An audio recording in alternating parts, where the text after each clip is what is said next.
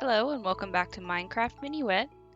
This is our ninth episode of Minecraft Minuet, and you know, we're going to be doing just some catching up things on the Minecraft stuff today. And as far as the speaking topic, we're going to be speaking about hobbies. Basically, my hobbies. We're going to be speaking about, what I've done in the past, Minecraft as a hobby, and, how hobbies usually go for me. So that's going to be the topic today. I don't think that this is going to be a super long episode. I think it'll be pretty short. I am working on some stuff in the background for the next episode, though, so get ready for something exciting to happen in our next episode if I can figure it out. If not, forget I ever said that. So here we are in our Minecraft village, the one that we found. Um, I did a lot of clearing and opening up a space because I wanted this villager trading hall to be quite large. There are a lot of villagers already in this village, and I'm going to be breeding up some more. I want as many librarians as I can get my greedy little hands on, and then I also would like to have some of the other villagers just for trading for gems. I currently have a few farmers, but having a Fletcher or maybe even a mason and things like that would definitely help. Not a mason, a cleric to buy rotten flesh. My bad. Those would definitely help me get gems faster. So what I'm going to do is build up like a platform all the way around here, and then we'll actually start building our little cells for our villagers to be in. But while I'm doing this mundane stuff here, we're going to start talking about our hobbies. So for me, hobbies are things that you do to relax, things that you enjoy, things that you don't get paid to do, and that you get something from that isn't necessarily monetary. So, a good hobby would be if someone does artwork or goes for a walk every morning, or you there's a bunch of other examples of hobbies. I think they're a little different from, let's say, a habit, because habits are things that can be good or bad for you, whereas I think that hobbies are more of a neutral thing.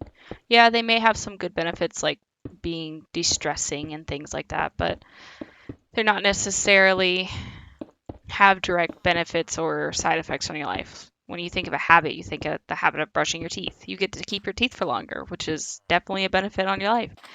And when you're talking about a bad habit, like smoking, that has a detriment on your life. So I think that's the difference between like hobbies and habits. What is my relationship to hobbies? I think is the next question. I'm one of those people that tends to start a new hobby every once in a while, actually quite frequently, and I don't follow through very often, unfortunately. So I'll start a new hobby and I will invest a lot of time into it. I'll invest a little bit of money into it. I'll do anything that you would think of someone who was, interested in something. I put my all into it, but usually for a very short period of time. And then something happens with the hobby, whether I get bored with it or it wasn't exactly the way I thought it was going to be, or sometimes it gets too challenging and I wimp out. I'm not exactly proud of this trait of mine. I would rather be someone who, once I started doing something, I kind of stuck with it and saw it out till the end, whatever end that may be. But I'm not. I have had a lot of hobbies in the past that I've just let die because I just wasn't interested in pursuing them anymore. And maybe that's okay, but it does make me feel a little bit lazy and a little bit like I don't put forth as much effort as I could. For example, we're going to go over some of my hobbies that I've had in the past and why they kind of failed or flunked out for me. Some of them have legitimate reasons, other ones have just been I didn't they weren't what I was looking for, or they were too hard. And that's quite a few of them. They became too difficult to manage, or they weren't what I was looking for in something that was supposed to be relaxing. So, one of the oldest hobbies that I used to have that I no longer do is I used to play sports as a kid, and the sport that I used to play was soccer. I started playing soccer when I was in the fifth grade. I started playing because my brothers were playing soccer, and so was my sister. I had wanted to do dance, but that wasn't really in the cards for my family at the time. So I wound up just sitting around a lot doing nothing at their practices and things like that. So I eventually joined a team. And I played soccer on a county league all the way up through middle school and then into high school. And then I also played soccer on the varsity team at my high school.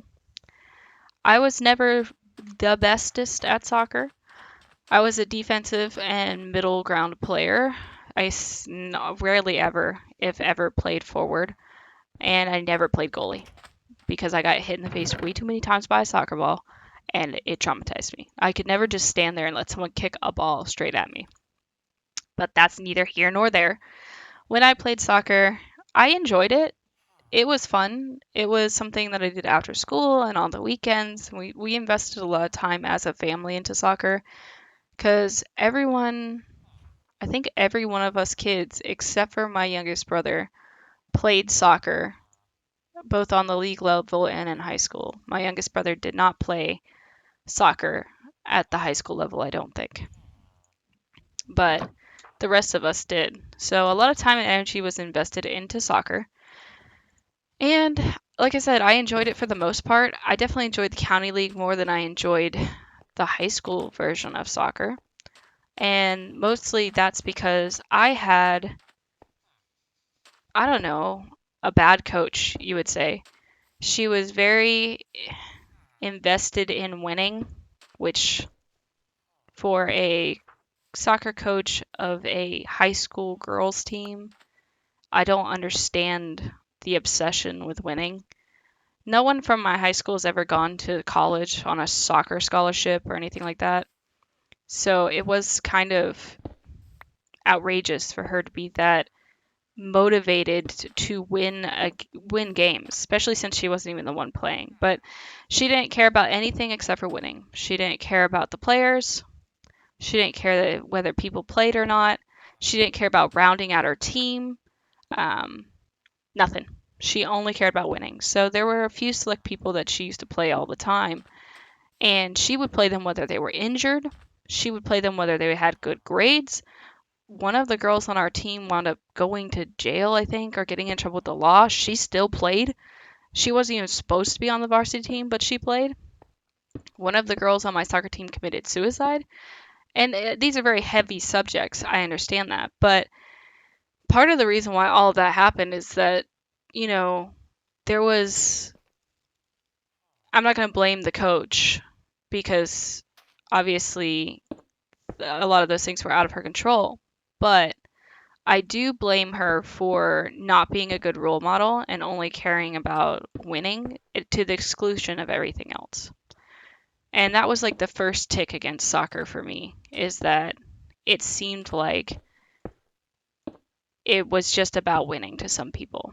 And I wasn't that interested in it for that. I was interested in it for exercise. I was interested in it for the strategy of the game and to actually play. And I spent a lot of time on the bench. So that was the first thing that killed that hobby for me. The other thing was is that when I got to college, finding a team to play soccer on was not very easy.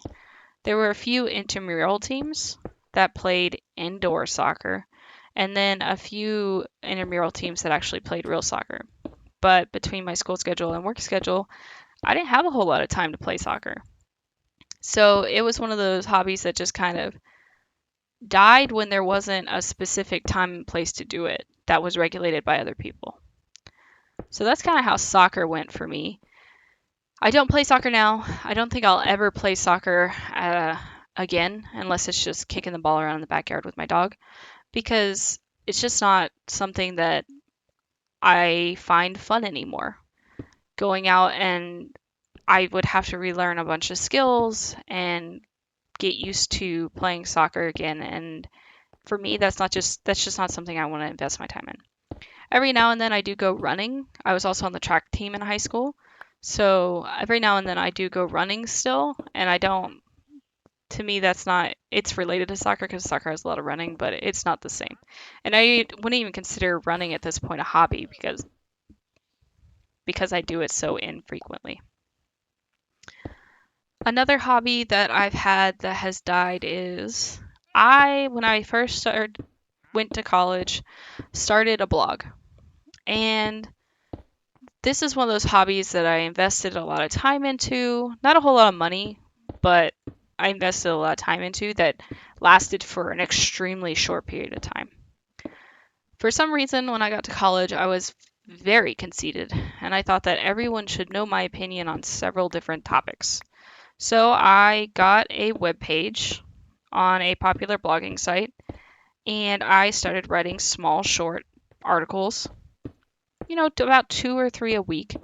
And this lasted for about 3 weeks, a part of a semester, not even a full semester, where I would write these really, they weren't well written. Let's back up.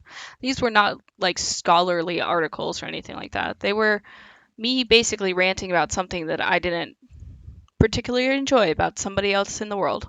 Most of them were like, I'm sure, pretty Karen moments, but I wanted to get them out there for people to see them for some god awful reason. If I looked at them now today, they're saved somewhere on my computer or a flash drive. I'm pretty sure I would just delete them because they weren't very, like I said, they weren't very well written, but they also just weren't very well thought out either.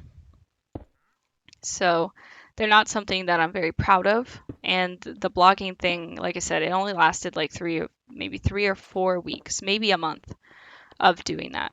Some of it was that school got in the way. When I was writing so much for school, I decided I didn't want to write as much in my free time. I don't think that I'm ever going to be considered a really good writer. I would love to write a novel one day, like a fantasy novel based on something out of this world.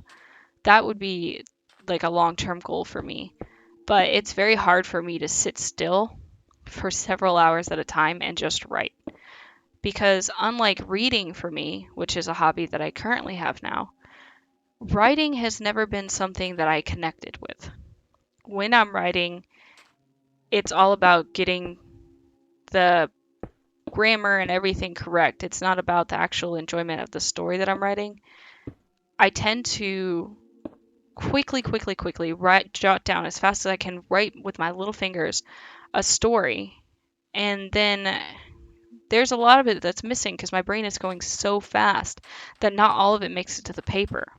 So then I go back and reread it and I'm like, oh, I gotta write some more. So then I scribble stuff in the margins and all over the place. And it's very hard for me to get all of the ideas that are in my head down onto paper in a cohesive manner so that someone else that reads it can enjoy it and have a like a meaningful experience with that story. So writing has never been like my strong suit. And that's why that hobby died. First, because it was founded in a wrong spot. Like, I wanted notoriety. I wanted people to know what I was talking about and agree with me. And when that didn't happen immediately, I quit because there was nothing giving me feedback on that particular hobby. And I don't even know if you can consider that a hobby or whether you can consider it, I don't know, a mild interest. I don't even know if it made it to hobby. Another hobby that I tried in the past is kind of related to some hobbies that I have now, but it's just a little bit different, and that is sculpting. The reason why I say it's related to some other hobbies that I have currently is that I do still currently paint and draw and do other random artworks all the time. And because I do those things, sculpting is kind of like those in the fact that you have to be able to take something like a photo or anything like that, interpret it the way you want it, and make it into something. And it is considered like an arts and crafts. So it's definitely similar, but a little bit different. When I wanted to do sculpting, I bought several different types of clay. I still have several different types of clay. And I bought a sculpting kit and, all of the things that you would need to start working with clay, but on the miniature side, thankfully. I never got into like pottery, which is something that I've always been interested in and maybe one day might do. But this was like little tiny figurines. And at one point I wanted to do dioramas as well. So making really tiny items and sculpting them out of clay and then putting them all together in a scene.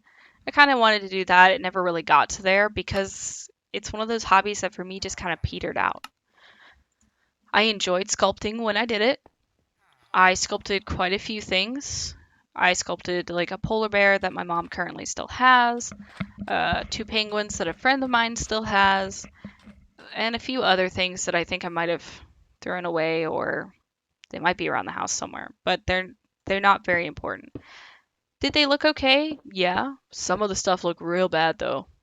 Uh, so yeah, it was a nice learning thing. It was a different use for my mind and my hands, which I appreciated.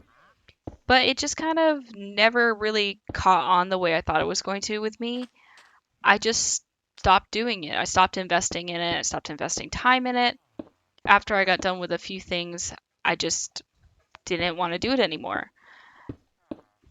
And so I moved on to other things. I did have a project that I was working on for a really long time that just recently ended because I had mixed the clay that I had with some oil that I had to make it a little softer and easier to use and easier to sculpt. And then I used that in a project, and when I put it in the oven, it melted completely and utterly. It turned into a puddle. So, if you're going to be doing any type of sculpting in the future, don't just randomly put oil in your clay. Anyways, we've pretty much finished this whole row of cells. I am eventually going to have some on this back wall, so we'll kind of make the first one so that we know where it needs to go, and then we'll start capturing our first villagers. The last hobby that's kind of died off for me is one that I don't know if I actually really invested a ton of time or energy into it, but it was cross stitching slash crochet. So back when I was younger, I started a few cross stitch projects, mostly because my mom did it and I was at the time really interested in it. I still think it's a beautiful craft, and when you do it correctly, it makes really beautiful things. I just can't. I can't do it. Cross stitch, especially because of all the counting involved and the fact that I have astigmatism or had astigmatism. I recently got my eyes corrected, so I'm not sure if I still have one. But when I started it, it was very hard for me to follow the little pattern across the paper and keep track of what line I was on and those kinds of things. So that one very quickly became a hobby that was not really a hobby for me so much as a chore.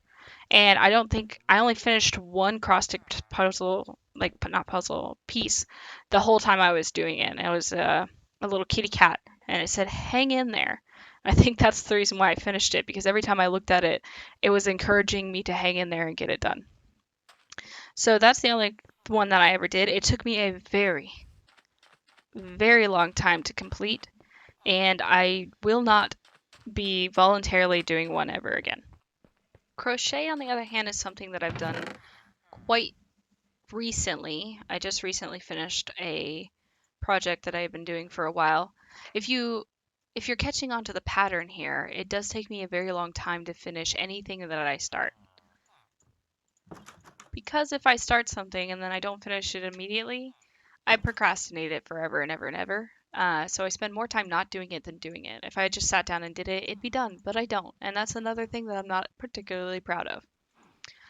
So when I think about crochet, it's not so much the counting that gets me messed up. It's that when I put it down and then pick it up again, I forget what I'm doing. And because I have that problem, crochet I don't think is ever going to be something that I do. It may be something I do the odd project here or there, but it's not going to be something that's going to be a continuing hobby for me. Maybe when I get older and I settle down a little bit and I'm able to sit down and actually finish things continuously over several days, it might jump back in there. It's definitely much more pleasurable to me than cross stitch. Although, like I said, I just got my eyes fixed, so maybe without the stigmatism, cross stitch would be an easier thing for me. I don't know. They didn't really work out. Currently, I have lots and lots and lots and lots and lots and lots and lots of hobbies. Things that I do either on and off or even more frequently that I just do and I enjoy doing that I don't get paid to do. Things that fall in that hobby category. The first one is reading. I love to read books. I've always loved to read books and will probably always love to read books. There's something magical about being able to escape into a story that you never would have thought of by yourself. Character development in stories is like my bread and butter. If a character goes from acting one way and being one way, and then halfway through the story, a revelation hits them, smacks them across the head, and they change completely to be, another character, but you can see that progression, that is the best type of story for me. One where the character learns something and gains something from the story. Chef's kiss. Can't get better than that to me in a story. And if it's fantasy sci-fi, oof, take my money. I will buy your story. The next thing up on our list of hobbies that I currently have, this one I do every single week and I'm addicted to it, is plants. Why? I don't know. Maybe it's a millennial thing. I've heard several people say that millennials love their plants. I definitely do love my plants. I have a whole shelf, like in an industrial shelving unit full of plants in my room, and several other plants that are just scattered throughout my room. Every week I water these plants, I take care of them, I trim them, I fertilize them every 2 to 3 weeks. So yeah, they take up quite a bit of my time, but I do love them. I love watching them get new leaves. I love watching them get new sprouts. I love getting new plants. Ugh, if people send me plants, I don't care what they look like or what they are. I love them. Not very many people gift me plants, thankfully, but I do spend a lot of money on plants. One of my friends does gift me plants, and she knows who she is, and she's a wonderful person.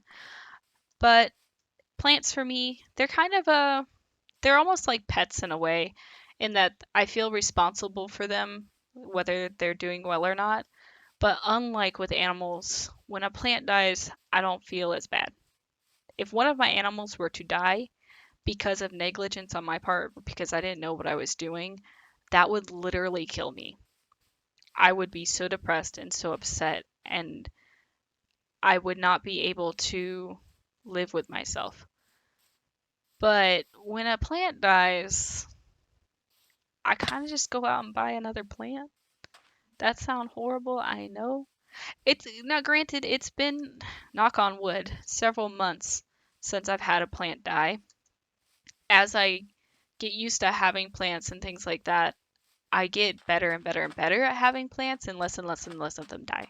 My other problem is I usually go to my local Walmart and whatever plant is currently on sale is the one I get. And if you've been to Walmart plant department, you know those plants aren't the healthiest plants. They're usually waterlogged, have been for several weeks or however long they've been there. They're not being properly taken care of, they're not being fertilized. Walmart is where plants go to die. So every once in a while I'll go over to the plant department. They have a $4 plant or $2 plant. I'll pick it up and take it home. A lot of times I'm taking it because even if the plant dies, the pot that it's in is worth more than $2 to $4.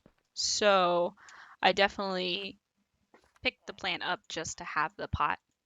But yeah, plants are a really great hobby for me. They keep me very responsible.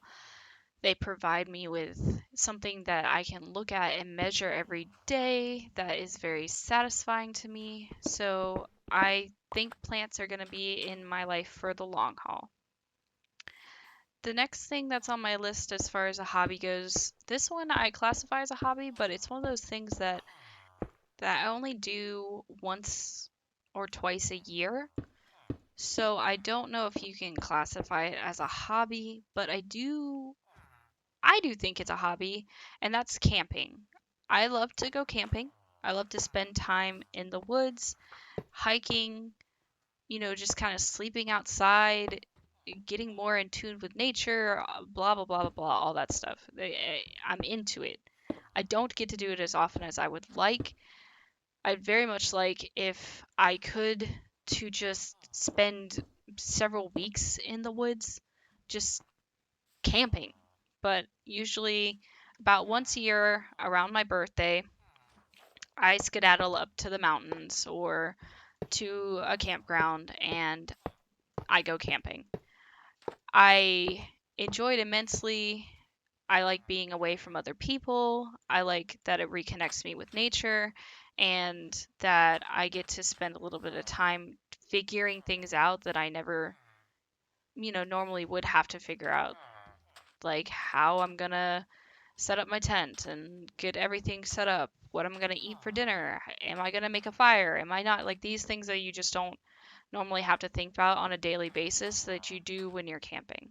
So it's definitely something that challenges my mind a little bit. It definitely challenges my body a little bit because I'm not used to sleeping outdoors. And normally when I'm camping, I'm also doing a lot of hiking and physical activity. So it's definitely a way to mentally and physically reset.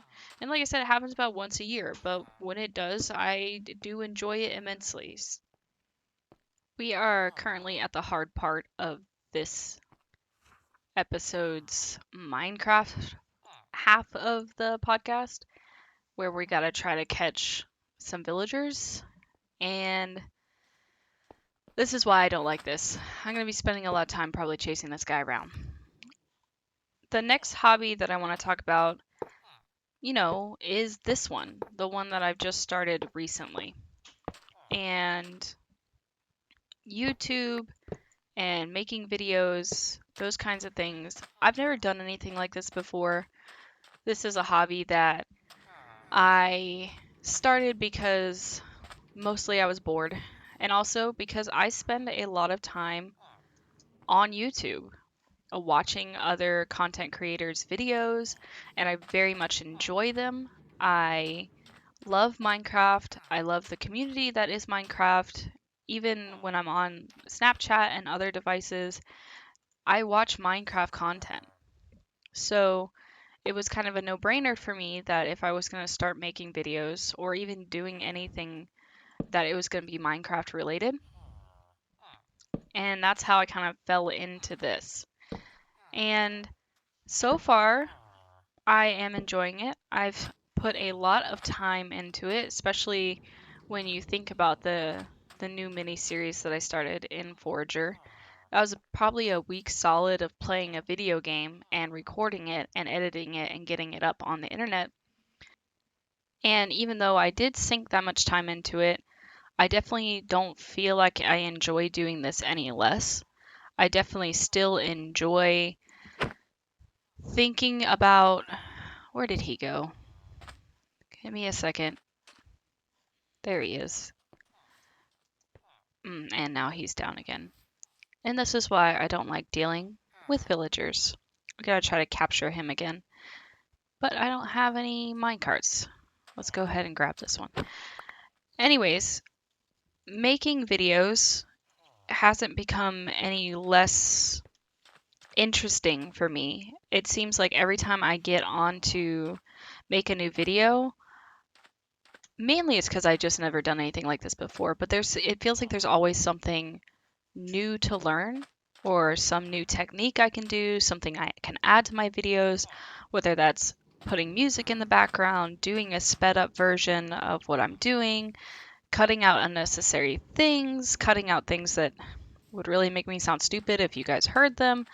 The editing portion always keeps it super interesting because even if I'm not exactly happy with the content I've recorded, I can make it a little bit better in the editing process, so it becomes less discouraging that way. I also think that it's it's a nice change for me because there's nothing in my past that I can compare it to. When I go running now, let's say if I wanted to pick up running as a hobby, I used to run track. So always in the back of my head in high school, I had certain times and things like that that I would want to match now. And I don't know if that would even be possible now because after not running for, running continuously for a long time, I'm not going to be as good at running or going to be able to do it as easily. Plus, I'm a little bit older now, not tremendously older, but a little bit older to the point where there's some things on me that hurt a little bit more than in high school. Um, and I've gotten some injuries since high school and done some things that weren't so smart, and therefore running would be harder for me now. So I would have something in my past that I'm constantly trying to get back to or compare it to that would make it harder for that to be an enjoyable hobby for me.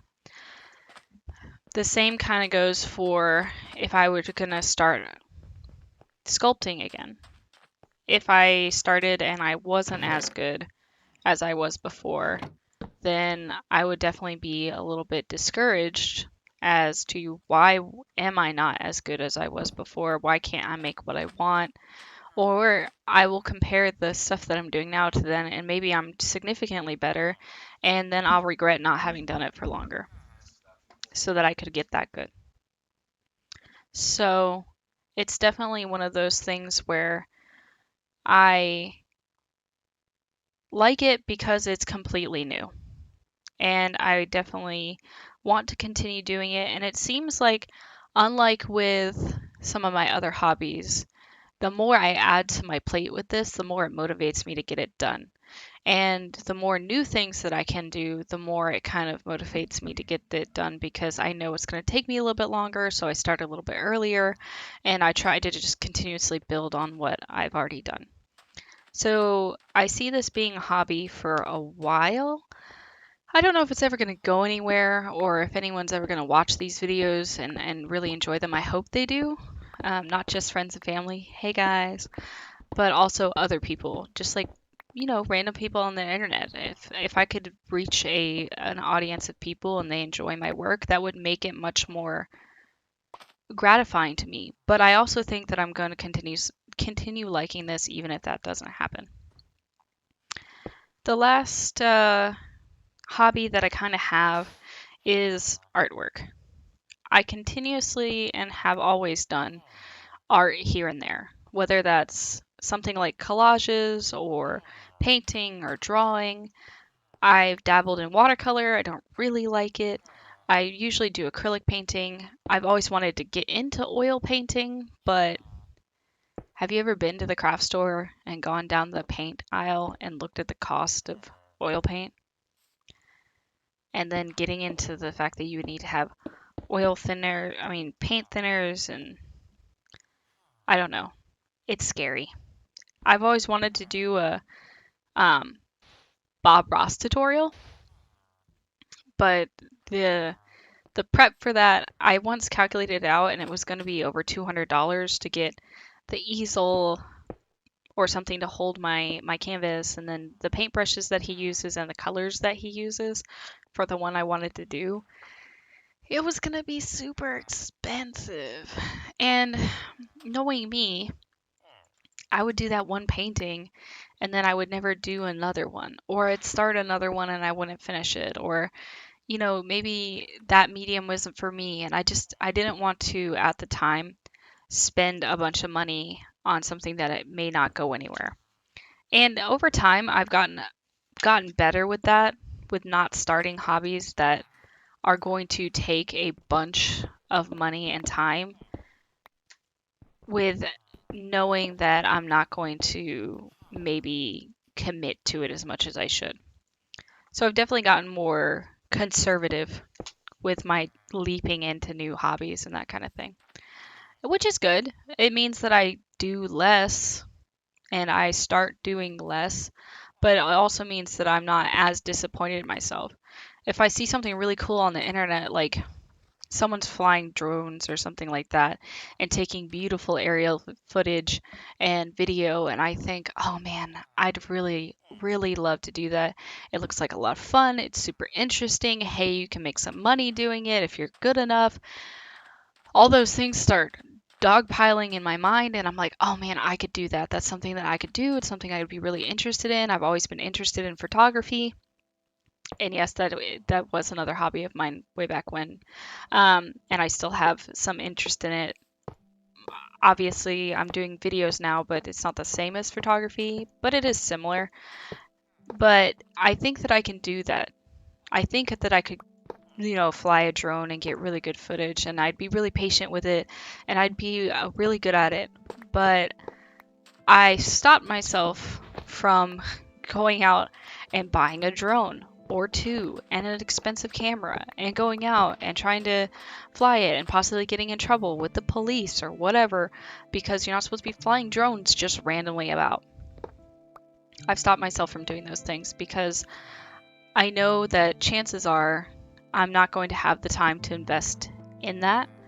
And also, I think my heart's in the wrong place because yes, I'd want to do it because it looks interesting, but I also want to do it because maybe there's a monetary thing involved, or maybe I just want to be the best at it and I think that I can. And I feel like the hobbies that I start with the idea of making money or being super good at them, those are the ones that fail the fastest for me. And the more money and time that I have to sink in it right away, the quicker it seems that I just can't commit to it. So over time, I've grown more used to myself and how I do things, and I realized that I should just stick with things that are easily accomplished, that I'm not attaching any superior value to, and that I know I can do. Like this. I have put a lot of time and energy into these videos, but I haven't sunk a ton of money into them. I did buy a headset so that I could record, and I did pay for my recording software, but it wasn't super expensive. And I feel like I've already gotten the value out of both of those items, and I've just started. So for me, when starting a new hobby, I always have to ask myself, why am I starting this hobby? Is it for pure enjoyment, or is it because I think I can get something out of it? I have to think about how much I need to invest in that hobby before I can actually start enjoying the benefits of it. What are the benefits of it? So when I think about art, the benefits of doing art are that I did pay for all of the stuff in the beginning, but now I slowly just accumulate art stuff. Like if I need a new color, I go out and spend max $3 on a new bottle of paint, but I can use that bottle for several different projects, and I get the project out of it when it's done, but I'm not attaching any value to that project. A lot of times my art projects, they wind up in the garbage when I'm done with them because I just I don't stock any value in them. The doing of the thing was what I got out of it. And the same goes for this. So when I think of a new hobby, it has to be the doing of the thing is the reward for the thing. It can't have another value. Because if it does, that's when I start getting into trouble with starting that hobby. I would much rather just be the intrinsic value of the thing is why I'm doing the thing than trying to get something else out of it. Because then when I don't get that other thing out of it, the hobby becomes disappointing and I no longer want to do it. But then I feel guilty for all the time and money that I've invested in the hobby, so I continue doing it until I no longer like it. And I feel like that's why I drop a lot of the hobbies that I start, because I started it for the wrong reasons. I invested too much too quickly without getting the reward that I wanted, and the reward that I wanted from the project itself wasn't obtainable, or even if it was obtainable, it wasn't likely that it was going to happen. So I think if you're going to start a hobby in the future, definitely if it's going to be a hobby and you're not doing it for work, and you're not doing it to get something out of it, then you need to really enjoy the thing that you're doing for your hobby. And it's okay to start a hobby and, just start a hobby, not really invest a whole lot in it, really get into it, and then find out that you don't like it and you stop it. There's nothing wrong with that. Go ahead and do that. As long as you're not going to be disappointed with what you've invested in it, I think you can start as many hobbies as you want. But when that value of your investment becomes so high that if you don't continue doing the hobby, it then becomes a disappointment, that's when you say, well, maybe I just don't do that hobby at this point in my life. For example, if I wanted to start jet skiing, the amount of money that I would have to invest in that would be very high. I'd have to get a jet ski or rent a jet ski. And then if I got a jet ski or rented a jet ski, I'd have to rent or get a trailer to carry the jet ski. Then I'd have to find a beach that allows jet skis, somehow get my jet ski in the water, and then I would finally be able to start my hobby. But there's a lot of investment that goes into that. And then what if I find out that I don't like jet skiing? Then that hobby becomes something that has become a burden on me because now I have a jet ski, I have a trailer, or I spend several $100s renting a jet ski and a trailer, and now I'm out on the ocean and I don't actually like it. Or I do like it. Let's say I love jet skiing, but then I get home and I don't have time to go back out to the beach for months and months and months. Or maybe I only get to do it once a year. So the return on investment for that just isn't high enough to continue doing that as a hobby. Chances are I would wind up selling the jet ski and never using it again. So for me, jet skiing is not a good hobby for me to invest in. I have a few incidental hobbies that happen every now and then, or only as, man, this guy is being super annoying. I've been chasing him. This is the same villager I've tried to put up into the villager trading area for the last 20 to 30 minutes. But some of my incidental hobbies are things that I do only when the opportunity presents itself.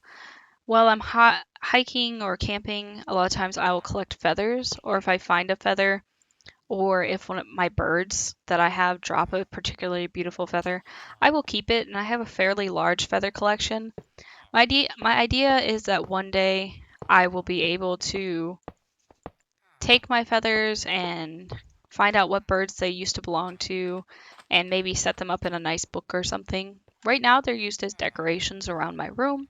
I have currently 1, 2, 3, I'm trying to think, 4, 5 jars of feathers and then a box of feathers that are all in my room. And they're just chock full of things that I've collected over time. And I might do something with them one day, or they might just be pretty decorations for the rest of the time that I have them. Another one that I have that I do on and off is sewing. I have a sewing machine. I do like to sew, but it's one of those things that has a really steep time investment included in it. So I don't do it very often. But when I do it, I do enjoy it. It's very challenging, and it was physically and mentally challenging for me, and I do wind up trapping my finger in the sewing machine every now and then. So I do like that. And those are hobbies they're hobbies, but they're definitely, as the situation arises, kind of hobbies. I just need to get, I'm trying to clear this up, but I just need to get my minecart back from this villager. I'm actually tempted to let him keep it. And as soon as I do, I can finally consider him trapped. So let's see. Let's put his little blocker back up here. And then I meant to get a lot more villagers in this trading hall than I did today. I meant to have at least gotten 10 in, including the few librarians that we already have. But that didn't happen. Now, if he pops out of here, I'm going to be very upset. Oh my goodness. Okay, well, shoot. Let's see. Let's just block him in. Maybe I can get him to go. I tried this once before. He was too low, and I tried to move him up, but he didn't want to go. Let's see if we can get him to hop. If we can get him to hop up on that block, I might be able to trap him in here. We're pretty much done with our speaking topic for today. We've been through most of my childhood hobbies and my current ones. Oh, here he goes. Yes. We finally trapped him, and there's no minecart in there, and he's never getting out. He's going to spend the rest of his horrible, miserable villager life in this tiny little hole because I said so. Ha! You're horrid. Anyways, we're pretty much done with our topic for today, and we have successfully trapped one villager. I know, not the best, but I've done the best I can, and I'm immensely happy with myself for getting one villager in. And I will get the rest of them in later. Later. I'm gonna take a break now. But anyways, wait. What's that? Give me a second here. 1 second. Are you kidding me? Look at this. Look at these two idiots. Look. Okay, I don't think I caught any more with my magnificent trap, but I did catch two villagers. So you know what? I'm gonna call today a massive success. We've caught three, count 'em, three villagers. And on that note, we're gonna end this episode on a positive, and I'll see y'all next time. Bye bye.